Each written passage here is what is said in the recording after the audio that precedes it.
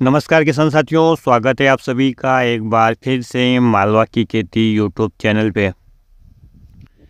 किसान साथियों, जैसे आपको पता है कि अभी जो लहसुन का बाज़ार है वो अच्छा बना हुआ है और इस कारण हमारे किसान भाई हैं वो काफ़ी उत्साहित हैं कि इस बार हमें लहसुन से अच्छी खासी आमदनी हो सकती है और अपनी लहसुन की फसल की वो अच्छी तरीके से केयर भी कर रहे हैं। समय समय पर उस पर फंगिसाइड का और चिप्स के नियंत्रण के लिए वो स्प्रे भी कर रहे हैं।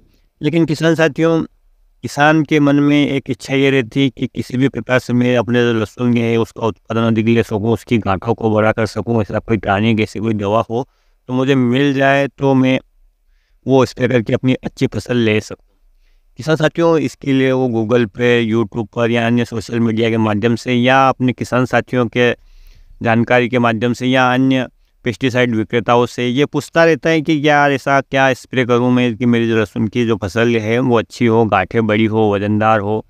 तो उसे अनेक जगह से ये जानकारी मिलती है कि आप पीजीआर का इस्तेमाल करें। हालांकि किसान साथियों, इन सभी में पीजीआर का बहुत बड़ा रोल है कि लहसुन की गांठें उससे अच्छी होती हैं और आपकी जो फसल है वो भी अच्छी हो सकती है। लेकिन यदि आप उसका समय पर सही मात्रा में प्रयोग करें तो यदि आपने उसे गलत समय पर प्रयोग कर लिया है या उसकी गलत मात्रा प्रयोग कर लिया तो आपकी पूरी की पूरी फसल बैठ भी सकती है, उसकी ग्रोथ रुक सकती है, उसकी पत्तियां पीली पड़ सकती है, उसके जो कंद है वो छोटे रह सकते हैं। क्योंकि पौधे का जब पूरी तरह से विकास रुक जाएगा तो निश्चित रूप से आपको उत्पादन में हानि होगी ही होगी।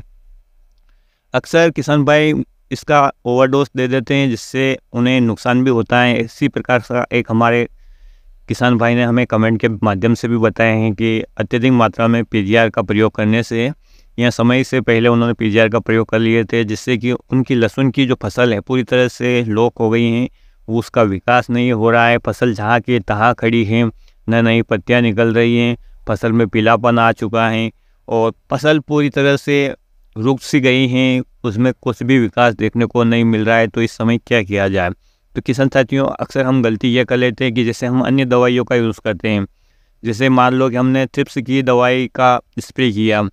हम जब कोई दवाई लाते हैं मार्केट से तो कंपनी उसका रिकमेंडेड करती है कि आपको 20 लीटर के पंप में 30 ml डालना है और दुकानदार से जब हम पूछते हैं तो वो बताता है कि आपको 20 लीटर के पंप में 40 ml डालना है। वो आपको थोड़ी मात्रा बढ़ा के ही बता देगा और हम किसान भाइयों की धारणा रहती है यार कि चिप्स की मात्रा ज़्यादा है तो हम इसका थोड़ा सा और डोज बढ़ा लें जिससे कि हमारे सारी समस्याएं या सारे थ्रिप्स हैं वो मर जाए। इस हिसाब से हमने उसका 50 ml डोज बना लिया। नतीजा क्या होगा कि थ्रिप्स की संख्या एक बार तो कंट्रोल हो जाएगी, लेकिन जो कुछ बचे रहेंगे ना किसान साथियों, उनमें ऐसी प्रतिरोधक क्षमता आ जाएगी कि फिर वो किसी भी दवाई से कंट्रोल नहीं होंगे। और अत्यधिक मात्रा में यदि आपने कीटनाशक का प्रयोग कर लिया तो हो सकता है आपकी फसल को भी नुकसान हो जाए।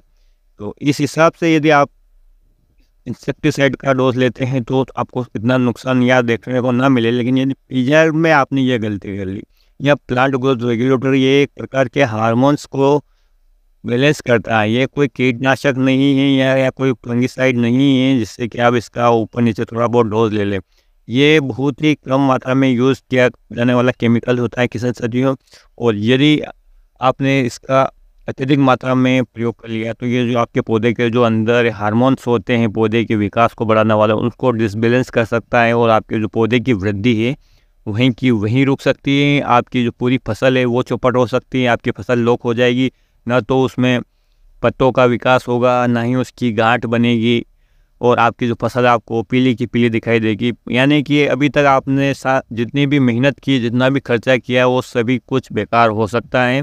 इसलिए पीजीआर को इस्तेमाल करने से पहले उसके बारे में, उसके डोज के बारे में, उसे सही समय पर स्प्रे करने के बारे में जानकारी ज़रूर लें और उसके बाद ही इसका स्प्रे करें। हमारे किसान भाई ने हमसे कमेंट के माध्यम से पूछा भी है कि हमारी जो लहसुन की फसल है पीजीआर से लॉक हो गई हैं तो क्या करें। तो किसान साथियों, यदि आपके वो भी इस प्रकार की समस्या आ रही है तो आप भी कमेंट करें, मैं अगला वीडियो उसी टॉपिक पे बनाना चाहूँगा। यदि आप कमेंट करते हैं तो निश्चित रूप से मैं आपको ये भी बताना चाहूँगा कि पीजीआर कब, कितनी मात्रा में और किस तरीके से इस्तेमाल करना है। और यदि उसका ओवरडोज हो जाता है गलती से किसी प्रकार से या किसी कारण से हमारी फसल लॉक हो गई है पीजीआर की वजह से, तो उसका क्या निदान है, इसके बारे में यदि आप जानना चाहते हैं तो कमेंट के माध्यम से पूछिएगा ज़रूर, तो हम उसके लिए एक प्रॉपर वीडियो लाएँगे आपके लिए जो हेल्पफुल रहेगा किसान साथियों। तो उम्मीद करता हूँ कि ये जानकारी आपको पसंद आएगी। पसंद आए तो प्लीज़ वीडियो को लाइक ज़रूर किया कीजिए और अन्य किसान भाइयों को इस प्रकार की जानकारी हो इसलिए आप वीडियो को शेयर ज़रूर किया कीजिए। फिर मिलते हैं एक नए वीडियो में एक नई जानकारी के साथ। तब तक किसान साथियों ख्याल रखिएगा आप अपना, अपने परिवार का, अपने पशुधन का और अपनी फसलों का। वीडियो देखने के लिए आपका बहुत बहुत धन्यवाद। जय हिंद, जय जवान, जय किसान।